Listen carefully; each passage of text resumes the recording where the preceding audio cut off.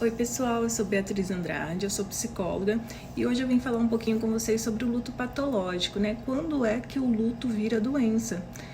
A morte ainda é um grande tabu na nossa sociedade e o luto é esse processo que infelizmente todos nós iremos passar e é inevitável. O luto é uma reação absolutamente natural, né? É o processo que as pessoas encontram para amenizar o sofrimento que é causado pela ausência daquela pessoa que se foi, né?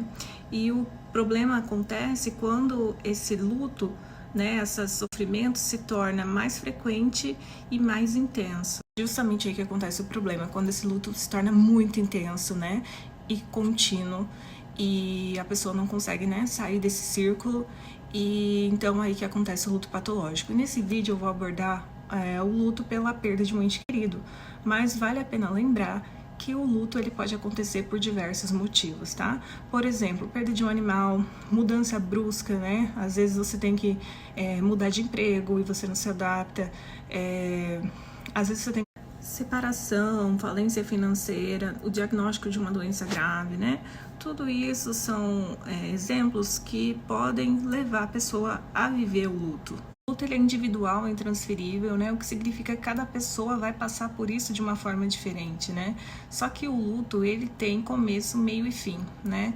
E a perda de uma pessoa pode desencadear várias reações emocionais, como tristeza, raiva, solidão, preocupação, nó na garganta, ansiedade, alucinações, né? Tem pessoas que começam a ver a pessoa que morreu e ter memórias muito reais e achar que aquilo é verdade. Isso também pode englobar alguns sintomas que a gente chama de sintomas físicos, que é nó na garganta, dor no peito, vazio no estômago, confusão, alteração do sono e do apetite. E o luto também, ele é vivido por que é o que nós chamamos de fases do luto. A maioria das pessoas passam por essas fases, mas não necessariamente todas, né? Algumas pessoas podem passar por todas essas fases ao mesmo tempo, outras pessoas podem passar por nenhuma dessas fases, outras pessoas também podem passar por algumas dessas fases, né? E não significa que ela vai passar por todas. A primeira fase do luto é a fase da negação e isolamento. Nessa fase, a pessoa tenta negar a ausência da situação ou do problema, né? É um mecanismo de defesa que ela desenvolve para que ela não sinta essa dor psíquica desencadeada, né, por aquela ausência que a pessoa deixou. Na segunda fase, tem a fase da raiva, onde a pessoa sente uma raiva intensa, às vezes até inveja. E nessa fase, ela consegue externalizar, né, aquilo que ela está sentindo. Então, muitas vezes, a convivência com essa pessoa se torna insuportável, né, a pessoa se torna agressiva. Essa fase é a fase da barganha, é onde a pessoa tenta fazer um pacto, seja com o eterno, no que ela acredita, para que as coisas voltem a ser como era antes. Então, muitas vezes ela faz isso em segredo, né? Então ela guarda aquilo para si, né? E ela começa a entrar num processo de tristeza e encaminhando logo em seguida para o processo de depressão. E a fase da depressão, ela é considerada mais ou menos uma evolução, né? Porque primeiro a pessoa negou, depois sentiu muita raiva, tentou fazer esse acordo com o eterno, barganhar, e aí, visto que ela não conseguiu nada disso, ela entra naquela fase de tristeza e depressão e logo encaminha para a fase de aceitação. Na fase da aceitação, a pessoa finalmente vai vivenciar, né, e aceitar tudo o que está acontecendo, ressignificar algumas coisas. Não é uma fase feliz, mas é uma fase que ela consegue ter consciência de tudo que aconteceu e assim seguir, né, a sua vida. Essa fase é considerada a última fase do luto, né, que quando a pessoa aceita e se torna consciente dos fatos. Mas agora já expliquei um pouquinho como se dá o luto normal. Então, como eu faço para saber se o luto se tornou patológico ou não, né? Vou explicar para você. Eu costumo dizer para os meus pacientes que o primeiro ano da perda é o ano dos primeiros, né? Que vai ser o primeiro aniversário sem aquela pessoa, vai ser o primeiro aniversário da pessoa que se foi, o primeiro dia das mães ou dos pais, o primeiro Natal, o primeiro Ano Novo, enfim, datas importantes sem aquela pessoa querida. Mas isso não significa que seja necessário um ano para superar a morte, né? Na verdade, não existe tempo certo para superar a morte, porque cada pessoa vai superar da sua maneira. Para algumas pessoas pode demorar um mês, 2, 3, pode demorar anos, semanas. Então, cada pessoa vai superar a morte da sua maneira, tá? Então, a gente não costuma estipular um tempo certo para isso. O que vai distinguir o luto patológico do luto normal é quando essas reações graves desencadeadas pelo luto começam a interferir, né, na maneira da pessoa funcionar, na maneira dela reagir, pensamentos estritamente ligados a essa perda. E eles duram pelo menos 12 meses para adulto e 6 meses para criança.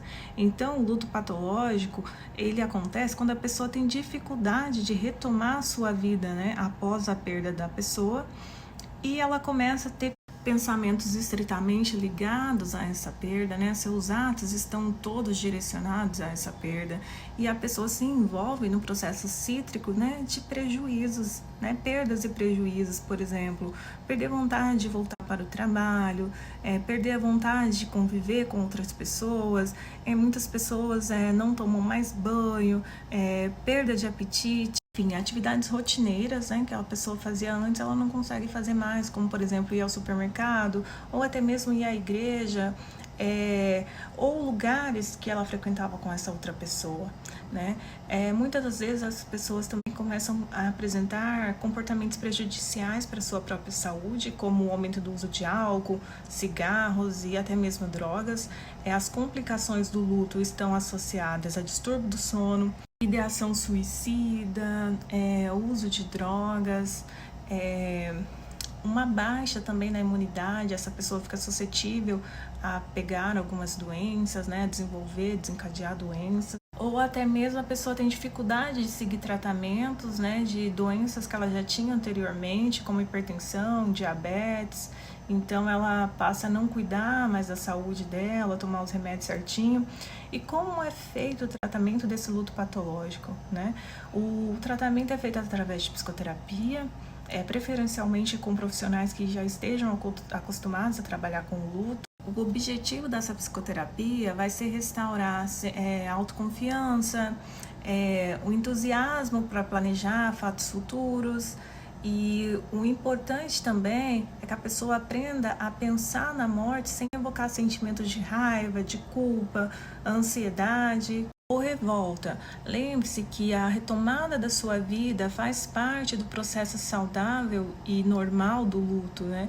Não é porque você retomou a sua vida que você vai esquecer a outra pessoa, ou que você precisa sentir de culpa.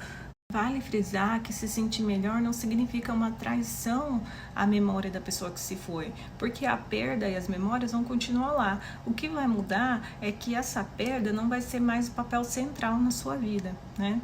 Então, eu vou deixar também aqui um site que fala sobre perda, sobre luto, que pode te ajudar a passar por esse processo ou pode te ajudar a ajudar alguém, né? O site é Vamos Falar Sobre Luto, vou deixar aqui embaixo, para você passando por esse momento difícil, poder dar uma pesquisada ou, né, poder ajudar alguém querido a passar por esse processo de uma forma mais leve, tá bom? Um beijo, gente, até o próximo vídeo.